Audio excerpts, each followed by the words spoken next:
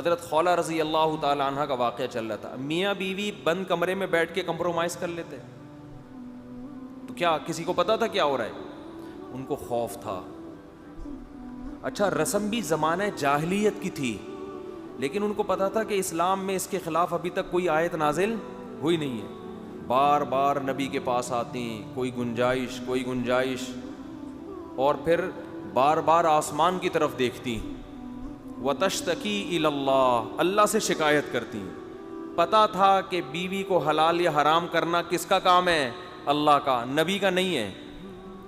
یہ جو ہمارے اہل حدیث حضرات کہتے ہیں کہ حضرت عمر نے 3 طلاقوں کو 3 قرار دے کر ایک سیاسی فیصلہ تھا, ویسے 3 کتنی ہوتی ہیں؟ 1. ان سے سوال یہ ہے کہ اس کا مطلب حضرت عمر نے حلال بیوی کو کیا کر دیا؟ حرام کر دیا. سیاست میں یہ کام سیاست نہیں ہے, یہ دین میں تحریف ہے. اس کو اٹ از ناٹ کالڈ سیاست, بلکہ یہ کیا ہے؟ تحریف. اور اگر یہ تحریف نہیں ہے تو میں اہل حدیث سے پوچھتا ہوں, بھائی ویڈیو نہ بنائیں. پھر میں اہل حدیث سے پوچھتا ہوں, پھر تحریف کی کیا ڈیفینیشن ہے؟ دین میں تحریف کہتے کس کو ہیں؟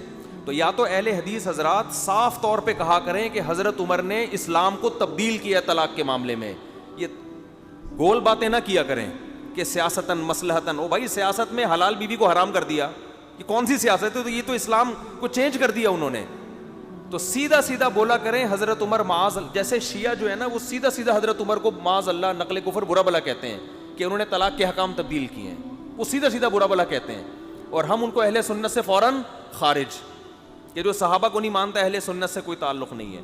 تو اہل حدیث حضرات طلاق کے بارے میں اپنا موقف 2 ٹوک بیان کریں, یا تو بولیں کہ حضرت عمر نے غلط کیا, دین میں تحریف کی, ناجائز حرام کام کیا, وہ کام کیا کہ جو نبی کو بھی جس کی اجازت نہیں تھی. قرآن کہہ رہا ہے لما تحرم ما احل اللہ لک, اے نبی جس چیز کو اللہ نے حلال کر دیا آپ اس کو کیسے حرام کر سکتے ہیں؟ جس چیز کی اتھارٹی نبی کے پاس نہیں تھی, اہل حدیث کہیں وہ کام جو نبی نہ کر سکے وہ کس نے کر دیا؟ حضرت عمر نے. اور تمام صحابہ نے اس پہ خاموشی اختیار کر کے معاذ اللہ نقل کفر اس بدترین جرم میں حضرت عمر کا ساتھ دیا. یہ اسٹیٹمنٹ دیں پھر,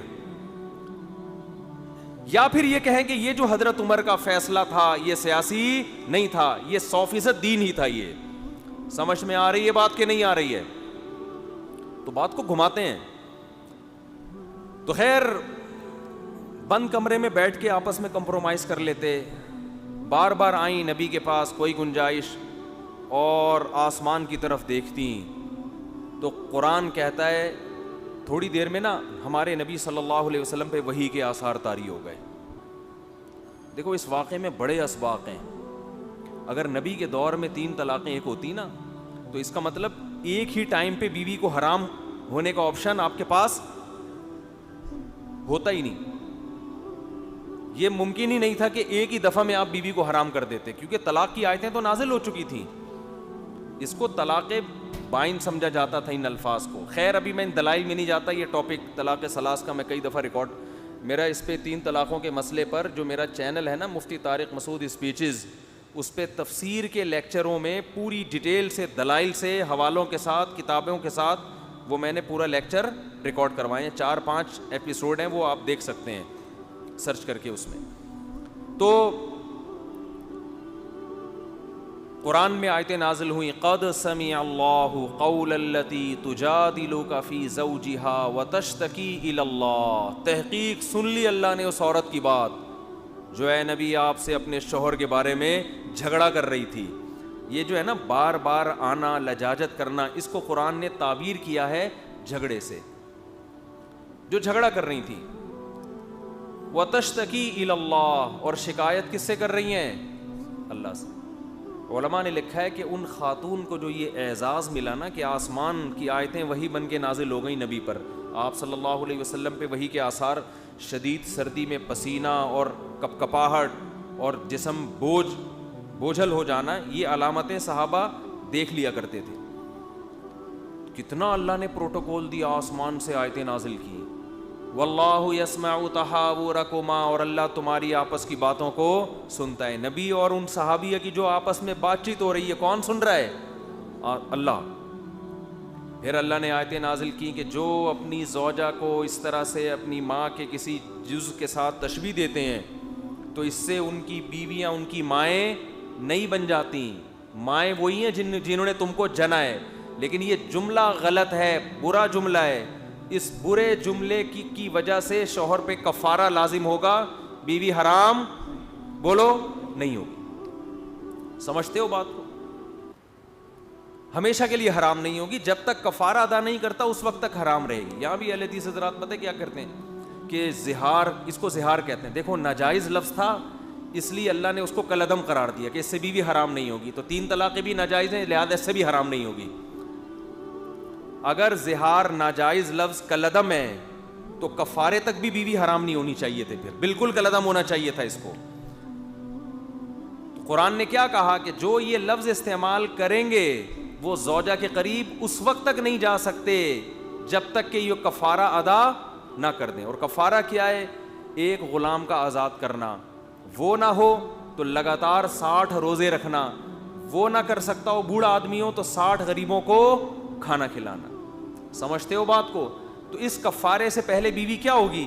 حرام. تو یہ 1 منٹ کے لیے, 10 منٹ کے لیے, 10 دنوں کے لیے, 2 مہینے کے لیے بیوی جو حرام ہو رہی ہے یہ اس ناجائز جملے سے ہی ہو رہی ہے. تو اس کا شرعی حکم کیا ہو رہا ہے؟ مرتب ہو رہا ہے. تو ناجائز جملے بالکل کلعدم نہیں ہوتے. اچھا خیر, تو قرآن نے کیا کہا؟ واللہ یسمع تحاور. دیکھو اب یہ اتنی فضیلت ان خاتون کی کہ آسمان سے آیتیں نازل ہو رہی ہیں اور پھر ان کے شوہر کو حکم دیا جا رہا ہے کفارہ ادا کرو, اس سے بیوی حرام نہیں ہوتی. تو اسلام نے اس قانون کو چینج کیا کہ یہ جو زہار کا لفظ ہے یہ طلاق کے الفاظ نہیں ہیں, یہ برے الفاظ ہیں. بیوی کو ماں سے تشبیہ دینا, تو اس برے پر آپ کو کفارہ ادا کرنا پڑے گا.